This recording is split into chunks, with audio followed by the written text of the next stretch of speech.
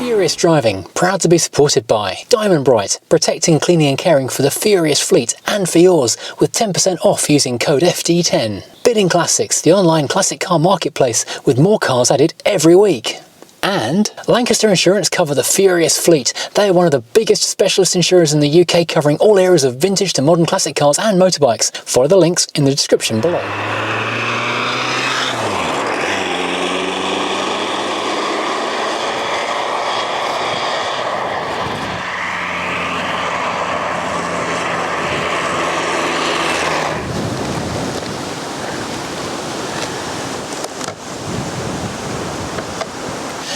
Hello and welcome to Furious Driving, and today we're in something a little unusual. And when I say a little unusual, the owner tells us there are 3 left in the UK and he owns 2 of them and one of them doesn't work. So this is quite an unusual car. Yes, this is not a Fiat Panda, this is a SEAT. Not a SEAT Panda, a SEAT Marbella, but not even a SEAT Marbella, it's a SEAT Terra. Have you ever heard of a SEAT Terra before? Because I hadn't. So let's take a look around. So many years ago, SEAT and Fiat were very closely tied together, and in 1980 they began producing their own badge engineered version of the Panda, called inventively enough the SEAT Panda. If you like a model code name, that was model code name 141A. And they produced that until 1986 as the SEAT Panda. Then around that time, SEAT and Fiat drifted apart and Volkswagen stepped into the picture. The Panda moved on to the Mark II Panda, getting lots of updates. The SEAT though became the Marbella, as we knew and loved it on many Spanish holidays for years to come. It was produced up until 1998, first in SEAT's Pamplona factory and later in their Zona Franca factory in Barcelona. But anyway, that's not what we're talking about today, because today, although we are still talking about the SEAT Marbella, we're talking about a very specific version of it. This is the Terra, the commercial version, which is available as basically a SEAT Marbella but with a big metal box put on the back of it. So the Terra van, very useful, very practical if you're a Spanish small businessman looking for a practical homegrown vehicle. This is your boy. However, in the UK, we love a small camper van. Just think Bedford Rascal that's had one too many spoonfuls of paella. This is what you've got. And so, in this country, Danbury, the well-known camper conversion people, got their hands on the Terra. And they worked their magic over it. They added this pop top, meaning it's a properly usable camper van, and they fitted a really adaptable swooch-about interior in the back. As we look around the design of the little SEAT, there's a couple of giveaways if you're doing SEAT Spotting 101 to know that you're looking at a SEAT, not a Fiat. The main thing is the front end. It's got a nice little point, very 1980s Renault 5-ish almost. Little slant on the front, nice plastic grille and sloping headlights. This car has though also got a Fiat Mark I Panda front bumper on it, and the very, very, very rare genuine accessory from Fiat of this air dam with the front fog lights in it, which is really rather cool. Looks great with the period Alfa Romeo alloys it's got on it as well. Now, as you may have noticed on the front bumper, which has got the horizontal fluting down there, as does that immensely rare air dam spoiler, as a carryover of the pre-facelift Mark I Panda, which this is based on, this has got the fluting on the doors and the rear wings as well. The Mark II Pandas in Fiat land didn't get this, they got a smoothed off door instead, but this still has that, which looks very cool indeed. Now, also on the side of the car, and I should just quickly mention, this is all metal, it's not plastic cladding like some people imagine it is on the bottom of these Pandas and SEATs. We've got these hookups for power and for water. It is a proper camper. Now, although there are some camper conversions on these things that have a solid roof, this has got the bonus of the Danbury pop top, which gives you about another 50 or 60 centimetres of headroom, so you can actually stand up inside this thing and then fold it down when you're driving. It's a perfect tiny camper van. We'll show you the interior in a second, and it's so cool, all the different combinations, but this roof is what makes it. Now, around the back, a really handy thing for converting to a camper is the fact the standard van has got these full height doors, and that does mean you've got proper camper access. These nice big openings, so you can sit here with your cup of tea in the morning and look out at what incredible vista you've parked up next to. You notice we've got this rather lovely plaid carpet which matches the interior. One curious thing though is to get into this door on this side, it's not got an actual handle. It's got string like on a really early Mini or something. And if you really want more space for loading holiday goodies, they open all the way back when you undo the latch. Fabulous. Now here, under the bonnet of the Panda, Terra, we find in this particular case a 1.3 litre Volkswagen diesel. And normally when you think of a Marbella or even a Panda, you think of the 903cc 45 horsepower petrol. But being van derived, this has got the diesel as an option, which came from things like the Polo in the Volkswagen lineup. Astonishingly frugal. We're talking 50, 60 mpg, but not talking big power though. It's about 43 horsepower. A year or so after this, I went from the 1.3 to the 1.4 diesel, and it went from 43 to 45 horsepower. Now when I say it's not powerful, 0 to 60 on this van is 26 seconds. So not enormous, but very, very, very cheap to run. So let's climb aboard and have a look. First of all, let's notice on the side of it how, being the box version, it does step out quite significantly as compared to how the car would have been flush. But we have got the same as the old Panda, little indent, little button, pull it open. Ultimate, cheap but effective functional design. Speaking of functional design, the door cards, lots of visible painted metal because it's an economy vehicle of the 80s. Even though this is a 1991, it does carry on all the original styling of before. And we have got our tiny weeny little door handle just here, little plastic door pull, and double door pockets, a little map pocket and a more useful bigger pocket, crank windows. We've got our quarter lights, which originated in the Mark 1 Panda, but in the Mark 2 Panda this was superseded with all-in-one glass. But because it's carried on basically as a Mark 1 Panda, even though it's got SEAT written on the glass, we've got the original Mark 1 Panda features. Stepping inside, we have got a significant upgrade on the seats because we've got Alpha 147 chairs, which are an awful lot more comfortable than the little kind of seaside type chairs we would have had originally. Oh, it's so nice stepping out that wind. What you notice down here is this tiny, tiny car has got something in common with my enormous Crown Victoria, and that is it's got a rubber floor in here. So super easy to keep clean if you need to. If you're spilling your holiday ice cream, going to the beach, getting covered in sand and who knows what else, seaweed, jellyfish, it all just wipes clean. While we're looking down here, a couple of interesting points as well. This car has got the factory option or dealer option radio pod. Keep slunging the radio down here underneath the dashboard. And we've also got this other small thing, again factory option, which is great, except you can't actually see the clutch behind it, so you have to feed your toes in between the radio pod and the pedal to use the car, which is curious. Now, since we're working up from top to bottom, let's also now look at this tray, this large tea shelf, not a tea shelf, a tea trough, which all Pandas have, which is an amazing thing. And they always upholster it in whatever the rest of the car is upholstered in. In this case, it's kind of a greeny vinyl stuff like on the doors. I guess the seats would have been fairly similar. But this is full width of the car, and it troughs full width of the car as well. But it had this ashtray, useful for sweetie wrappers and whatever else, which slides back and forth, so whoever needs to put some rubbish in the bin pulls it near to them. And someone has added some proper 1990s spec pod speakers to this, so your banging tunes are coming at you from the corners there. Now moving up to the dashboard itself. First of all, more exposed body colour metal because Panda, but we do have these great air vents blowing air all over the cabin, so it's nice and airy in here, and also some adjustable ones over here in the corner as well. And then we have what is one of the smallest and most compact but well laid out instrument pods you're ever going to come across. Starting from the middle, we've got a single vertical ventilation, so you can choose driver or passenger who gets cooled or heated for a few minutes. Then we have a bank of up to 6 switches, so hazard lights, fans, lights, fog lights, and whatever that might have been. And then we have temperature and destination for that air blowage, and a little cubby hole just the right size for a period correct Timex clock. How sweet. Then we have tucked in this tiny binnacle a tiny instrument panel, really, really tiny.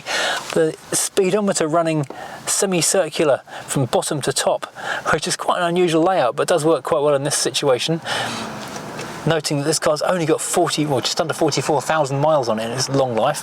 Tiny little fuel gauge at the top, tiny little temperature gauge at the bottom, and then a bank of warning lights waiting to be illuminated should anything be required. Moving back, we've got a couple of interesting control stalk layout. Like in a 1980s Ford, we've got a double stalk situation with a stubby indicator closest to you, and then the lights hidden behind it. On the other side though, we've got our wipers, and that is a mad wiper. Let's give this a quick wipe. certain Mr. Seabrook would be proud of this. A single central wiper. How cool is that? And moving back, we've got a fairly small steering wheel. No power steering on this. And we do have a little horn in the centre.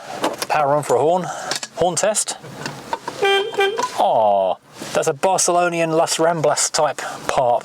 Now looking above, we have got a tiny pod for an interior light.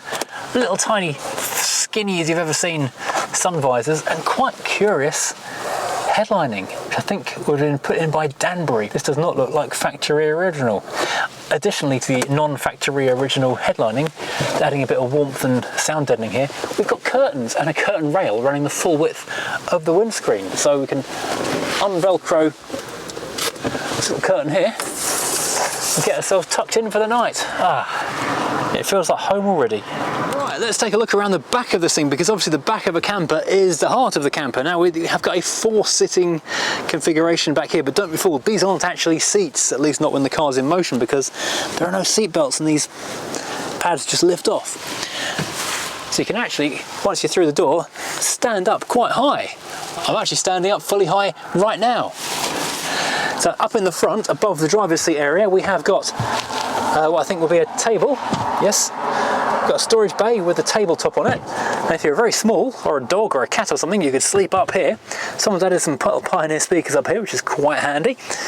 But looking down here, we have got 2 more seats which have got lap belts on them, so you can actually have 4 people sitting in here, although you haven't got a lot of room for your knees and you can't actually see out the windows.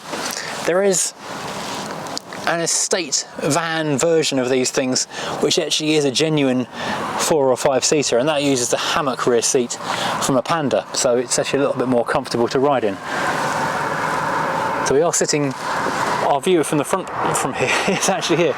If you're a small child, this probably isn't too bad. For an adult, it's not the most comfortable situation. But this is just one situation. While we're in here, let's have a quick look at what other amenities we have. On both sides, we've got 3 fabric little carrying doodahs here for putting stuff and nonsense in. We've got a couple of little lights on the back so that we can have light. We've got another little hammock bag thing on the back door on each side. We've got curtain rails so we can curtain ourselves in and have a lovely peaceful evening on our own in the warmth and pleasure and the comfort of our little Seat. And that's what we can see at the moment. Let's convert this into something else.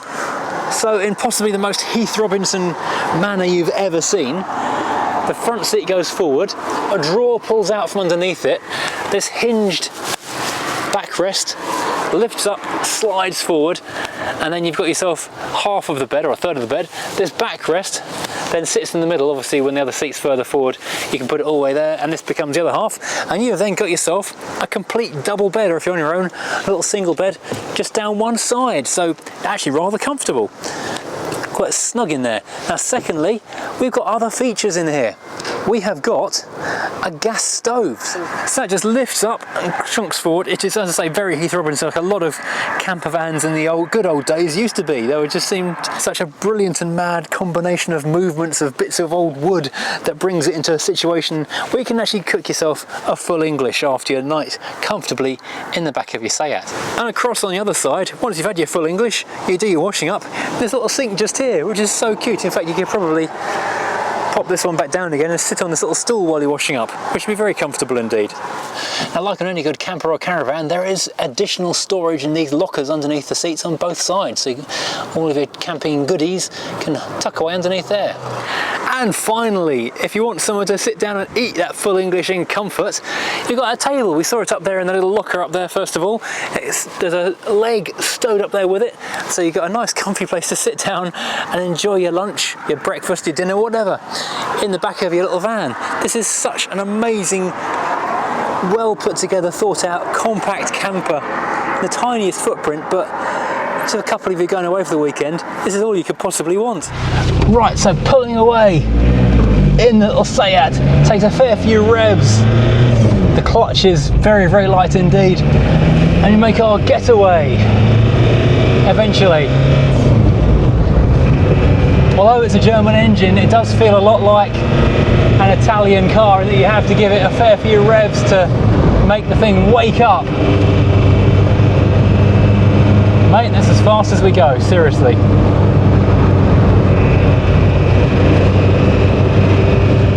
The steering is not power assisted, but it is astonishingly light. You genuinely don't need it at all,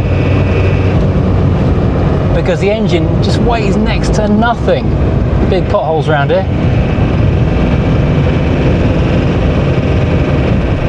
So I give a quick shout out to the transit driver who was trying to intimidate us and now is trying to intimidate the learner driver in front. Please drive very slowly, lady in the Mini.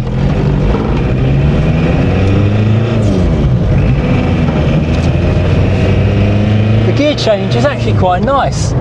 Quite a close ratio left to right on the planes. It just drops nicely through as well. The brakes though, a lot of travel on the pedal and they don't really work as effectively as you might imagine a car from the 1990s to do so. But it's quite fun though.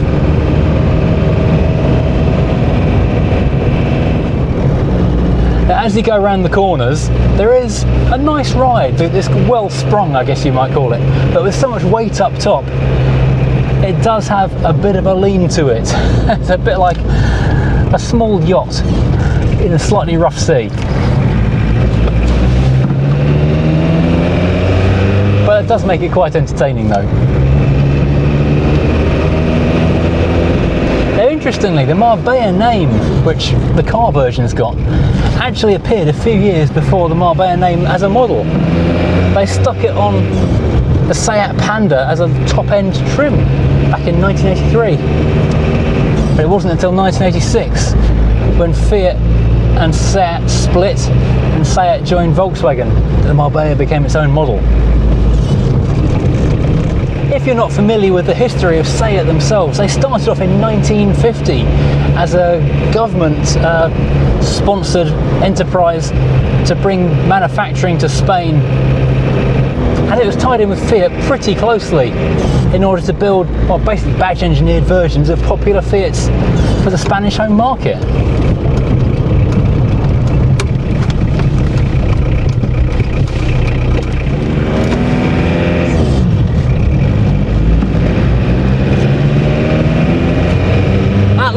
You do feel you have to work the engine and the gears a little bit, but once you're rolling, it's quite an easy thing to keep moving, if not rapidly, then certainly at a steady pace.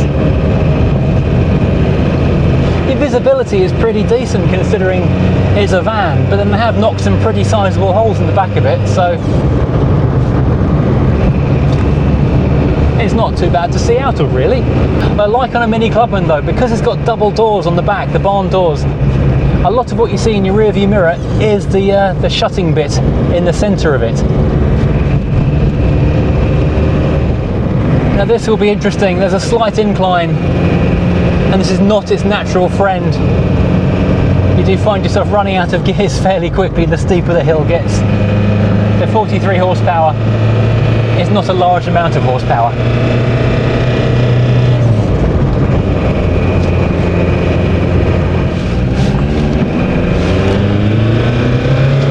Downhill we can try for a 0 to 60. Might make this video quite a lot longer though.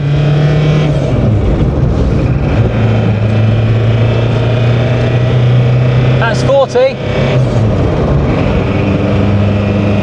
45.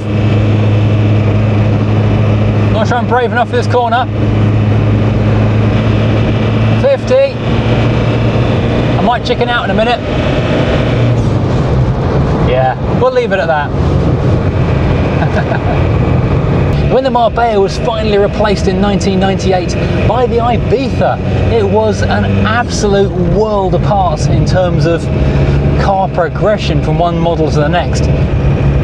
Now, although there are about 30 or so Terra vans left on the road, there's only actually 3 of these Danbury converted campers that we know of, which is astonishingly small survivor numbers for any vehicle, even something as niche as this. Well, thank you for watching this fascinating little van. I've not seen anything like it in a long time, if ever, frankly.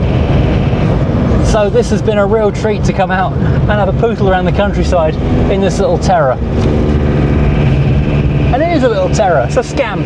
We like it. If you like it as well, hit like and subscribe and join us again, driving something completely different.